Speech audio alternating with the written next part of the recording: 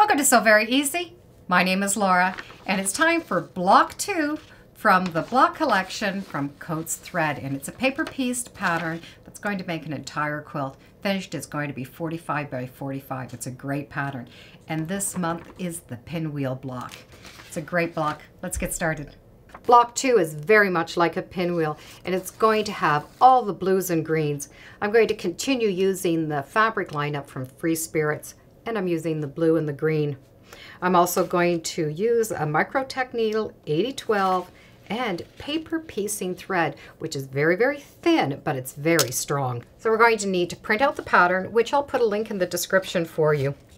And when you print out the pattern, the actual paper piecing diagram, you're going to need 4 times because you need to sew it together to make one block. It's very important that you test that square to be a 1-inch square. In the first video, I did talk about cutting out the pieces that are larger than what you need.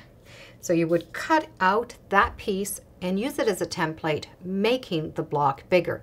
There are other ways of doing it. In this case, I have 2 triangles that I'm going to need to paper piece.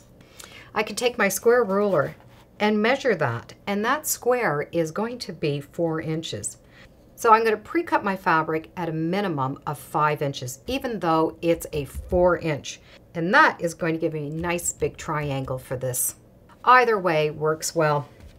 For the striped portion, you have all of these long pieces that you are going to use. Instead of cutting each one individual, you can cut them into long strips. You need to measure the width of this, adding your 1/4 inch seam allowance on each side, plus adding another 1/2 inch. So with each of these colors, I'm going to cut my strips at 2 inches. That gives me lots of room. And after I sew them, I'm going to trim the ends up so I can use one long strip as I go along. So I'm not going to be cutting individual pieces. So with all the strips cut, I'm going to be able to sew them together and trim them off, and then I'm going to do another block. So I'm going to completely finish one block at a time so that I'm not having to cut the pieces individual. We're always going to start with the 1 and the 2 together. You do have a colored guideline, and this is going to help you keep them in order. So I'm going to take my number 1 color, and I'm going to put it underneath on the back side of the fabric, making sure that the right side of the fabric is up, and pin this down. So number 1 has been pinned down to the back. The sewing line is going to be between the 1 and the 2. In order to find that 1/4 inch, I take a nice piece of template plastic and I put it right along that line. Then I'm going to take the paper and fold it right along that line. I then am going to take the add a 1/4 ruler and slide it right up against that piece of paper and trim that extra off. Now I can fold the paper back. So the next piece is now going to be my number 2. I know that this is going to be enough to cover that piece. Now I'm able just to put it in my hand and then take the page and flip it right on top. When I turn the page over, this is the seam that's going to go together. So I will be able to just turn it, match up the edges, pin it, keeping the pins out of the way because you're going to stitch right along this line. The pins are just going to hold the fabric there so that I can stitch here, but I need to stitch from that side. Now I like to stitch from outside of the block, go right along the line, and then stitch right off of that line again. This is the actual seam, but I want to go a little bit on each side. And I'm going to take my machine, I'm going to make the stitches smaller than I would normally use. When the line's been stitched, I now have a 1/4 inch seam allowance. And I can just take it and press it. I like to use a small little travel iron, and that way I can have this right close beside my machine and a good pressing surface. And just give it a little press. The rest of the block has those stripes coming down here, so I'll put 2 pins here just to start with to hold those corners down. When I flip the paper over, I need to find that line, and I use the plastic again.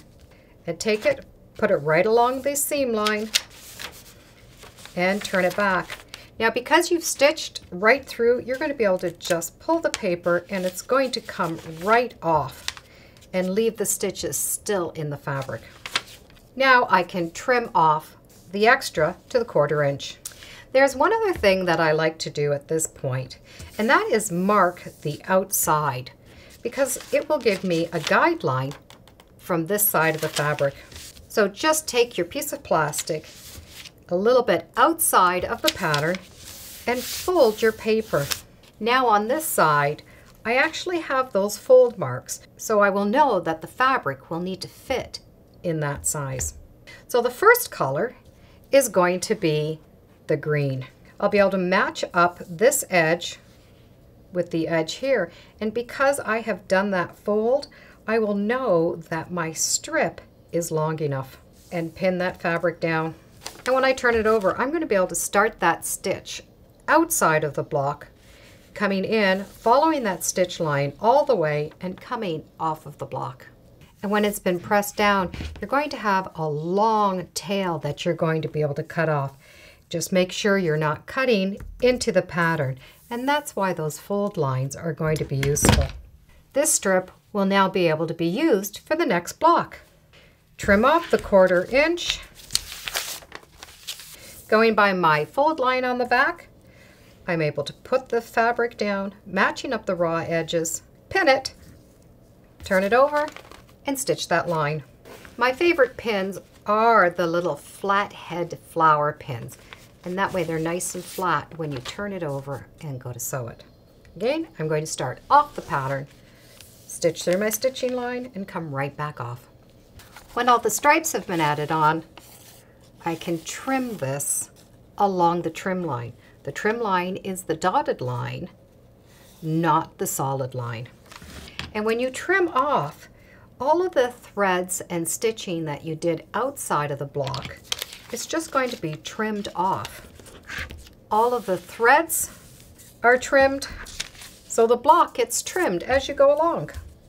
Now the block looks more like a block. And you need to make 4 of these.